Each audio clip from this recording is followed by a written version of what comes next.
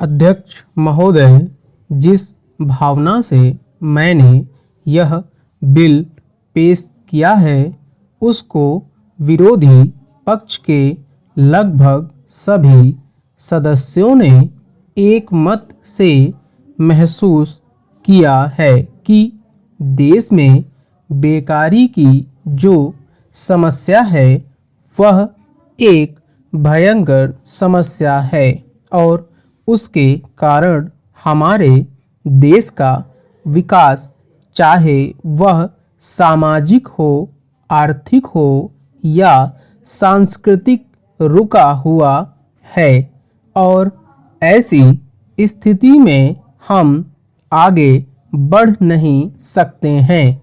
इसी प्रकार से इस परिस्थिति का निर्माण हम पिछले 54 वर्षों से देख रहे हैं। मंत्री महोदय ने यहाँ पर अभी कहा कि राष्ट्रपति इस काम को नहीं कर सकते हैं क्योंकि वह उनके अधिकार के बाहर है। आप राज्यों में राज्यपाल शासन स्थापित करते हैं जब यह देखते हैं कि किसी राज्य में वहाँ की व्यवस्था, वहाँ का विकास ठीक नहीं हो रहा है, जब किसी राज्य में गड़बड़ी फैल रही हो, विकास का काम समाप्त हो गया हो और जिम्मेदारी से लोग काम ना करते हों, तो वहाँ पर राज्यपाल शासन स्थापित किया जाता है। ऐसे बहुत से उदाहरण हमारे देश में मौजूद हैं। उसी प्रकार से हमारे राष्ट्रपति, और अगर देश में इस तरह की स्थिति वर्षों तक चले तो कोई कारण नहीं है। आपात के रूप में राष्ट्रपति इस देश की सुरक्षा के लिए, इस देश की उन्नति के लिए जिम्मेदारी अपने हाथ में ना ले सकें। हमारे भाइयों ने बहुत से उदाहरण दिए हैं कि राज्यों में संयुक्त सरकारें नहीं चली, लेकिन उसके पीछे राजनीतिक हथकंडे थे।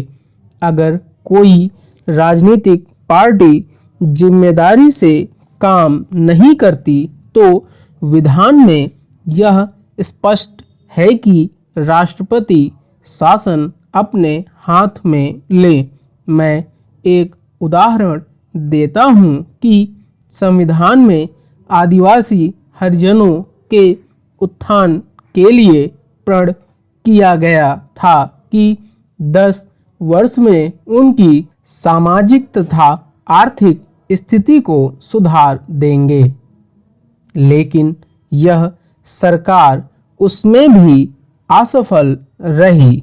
उसको एक बार 10 वर्ष के लिए बढ़ाया गया और दोबारा फिर 10 वर्ष के लिए बढ़ाया गया।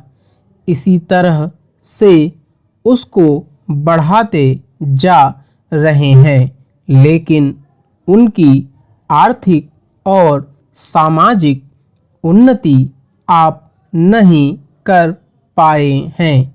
इस काम में सरकार बिल्कुल असफल हुई है। पिछली बार सरकार पर अविश्वास का प्रस्ताव भी आया था और वह पास होने वाला था।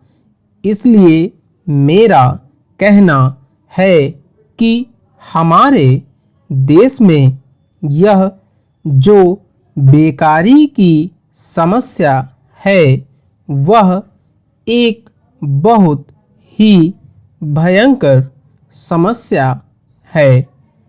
विराम।